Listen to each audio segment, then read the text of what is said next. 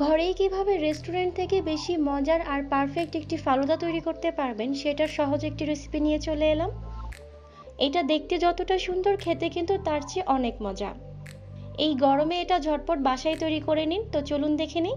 প্রথমে আমরা সাবুদানাটা সেদ্ধ করে নেব। তার জন্য চুলায় পর্যাপ্ত পরিমাণ পানি নিয়েছি। এরপর এখানে হাফ কাপ পরিমাণ সাবুদানা অ্যাড করে দিলাম। সামান্য পরিমাণ লবণ অ্যাড করে দিচ্ছি।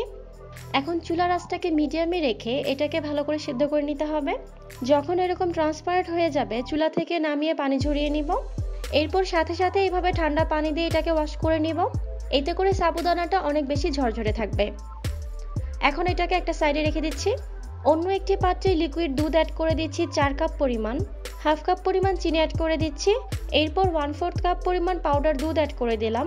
চিনির পরিমাণটা আপনারা আপনাদের টেস্ট অনুযায়ী বাড়িয়ে বা কমিয়ে দিতে পারেন। এখন সবকিছুকে মিশিয়ে নিয়ে দুধটাকে ভালো করে জাল করে নিব। দুধটা জাল করা হয়ে গেলে এখান থেকে আমি 2.5 কাপের মতো দুধ আলাদা একটি পাত্রে নিয়ে নিচ্ছি। আর বাকি দুধটা দিয়ে আমরা কাস্টার্ড তৈরি করব। আর এই প্রসেসটা আমি দুইবারে না করে এইভাবে একবারে করে নিচ্ছি। এখানে আমি 2 টেবিল চামচ পরিমাণ কাস্টার্ড পাউডার 1/4 কাপ পানিতে আগে থেকে গুলিয়ে নিয়েছিলাম। এখন এই মিশ্রণটাকে অল্প অল্প করে দুধে দিয়ে দিচ্ছি। এইভাবে দিতে হবে আর অনবরত নেড়ে দিতে হবে। কাস্টার্ডের এই মিক্সারটাকে বেশ কিছুক্ষণ এইভাবে জাল করে নিব। আমি এই মিক্সারটাকে খুব বেশি ঘন করছি না, তবে আপনারা চাইলে একদম ঘন করে নিতে পারেন। হয়ে গিয়েছে। এখন এটাকে একটা সাইডে রেখে পুরোপুরি ঠান্ডা করে নিব। কাস্টার্ডটাকে কালারফুল ভাবে সাজানোর জন্য আমরা এখানে জেলি তৈরি করব। তার জন্য একটি পাত্রে আমি 2 কাপ পরিমাণ পানি নিয়েছি। এরপর এটাতে হাফ কাপ পরিমাণ চিনি অ্যাড করে দিচ্ছি। চিনিটাকে পানির সাথে খুব ভালো করে একটু মিশিয়ে নিব। এখন এতে খুবই সামান্য পরিমাণ ম্যাঙ্গো ফ্লেভারের ইমালশন অ্যাড করে দিচ্ছি। আগার পাউডার অ্যাড করে দিচ্ছি 2 চা চামচ। তবে আপনাদের কাছে ইমালশনটা না থাকলে আপনারা এখানে 1 চা চামচের মতো লেবুর রস ইউজ করতে পারেন। আর ইমালশনটা ইউজ করলে অবশ্যই খুবই সামান্য পরিমাণ করতে হবে, তা না হলে কিন্তু তেতো হয়ে যাবে। এখন সবকিছুকে খুব ভালো করে মিশিয়ে নিয়ে এটাকে ফুটিয়ে নিতে হবে। 3 থেকে 4 মিনিটের মতো চুলা এইভাবে ফুটিয়ে নিব। চুলা থেকে নামিয়ে জেলুর এই মিশ্রণটাকে গরম থাকা অবস্থাতেই 3টা পাত্রে আমি নিয়ে নিচ্ছি।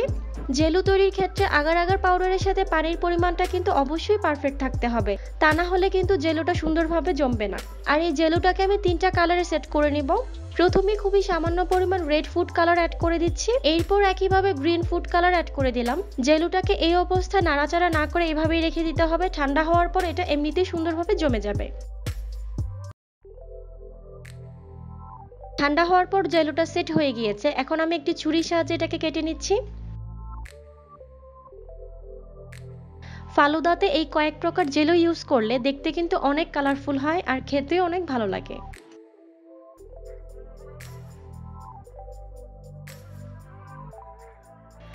এখন একটি পাত্রে আমি সবগুলো জেলো নিয়ে নিচ্ছি। এটাকে এখন একটা সাইডে রেখে দিব। এখানে আমি নরমাল চিকন যে কোকোলা নুডলস আছে সেটার একটা প্যাকেট থেকে হাফ পরিমাণ নুডলস আমি সামান্য কিছুটা জর্দার রং দিয়ে সেদ্ধ করে নিয়েছি। আর এখানে আমি কিছু আপেল কুচি আর কলা কুচি নিয়েছি। ফালুদা তৈরি সব উপকরণ আমরা এভাবে একসাথে রেডি করে নিয়েছি। এখন শুধু গ্লাসগুলো সাজানোর পালা। আমি প্রথমে ছোট একটি গ্লাসে ফালুদাটা সাজিয়ে নিচ্ছি। এখানে আমি খুবই সামান্য পরিমাণ রুহ আফজা দিয়ে দিচ্ছি। এরপর প্রথমে কিছুটা নুডলস দিয়ে দিব। এর উপরে সাবুদানা দিয়ে দিচ্ছি। এরপর জেলুটা অ্যাড করে দিলাম। কাস্টার্ডের মিক্সারটা অ্যাড করে দিচ্ছি। সেই সাথে আপেল আর কলা কুচিটা দিয়ে দিচ্ছি। এরপর আবারও নুডলস আর সাবুদানা অ্যাড করে দিচ্ছি। এখন কিছুটা ভ্যানিলা আইসক্রিম অ্যাড করে দিচ্ছি। এরপর জাল করে রাখা ঠান্ডা লিকুইড দুধটা যে ছিল সেটা দিয়ে দিচ্ছি। সাজানোর জন্য উপর থেকে কিছুটা জেলো অ্যাড করে দিলাম। এটাতে একইভাবে নুডলস, সাবুদানা, জেলু, কাস্টার্ডের মিক্সার সবকিছু দিয়ে একইভাবে সাজিয়ে নিব। ফালুদার এই সব উপকরণ কিন্তু ফ্রিজে রেখে খুব ভালো করে ঠান্ডা করে তারপরে সার্ভ করতে হবে। এই ভ্যানিলা আইসক্রিমটা আমার ঘরে তৈরি করা। এই রেসিপির লিংক আমি ডেসক্রিপশন বক্সে দিয়ে দিয়েছি, আপনারা চাইলে দেখে নিতে পারেন। উপর থেকে জেলো অ্যাড করে ঠান্ডা লিকুইড দুধটা অ্যাড করে দিচ্ছি। এখন একটি চামচ দিয়ে হালকা করে একটু নেড়ে দিচ্ছি। ফালুদার গ্লাসগুলো সাজানো হয়ে গিয়েছে।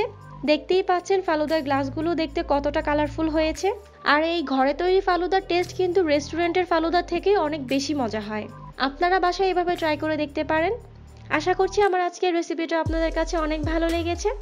রেসিপি ভালো লাগলে ভিডিওতে লাইক, কমেন্ট আর শেয়ার করতে কিন্তু ভুলবেন না। এরকম আরো অনেক রেসিপি পেতে প্লিজ আমাদের সাথেই থাকবেন। আজ এই পর্যন্তই। সবাই অনেক ভালো থাকবেন। আল্লাহ হাফেজ।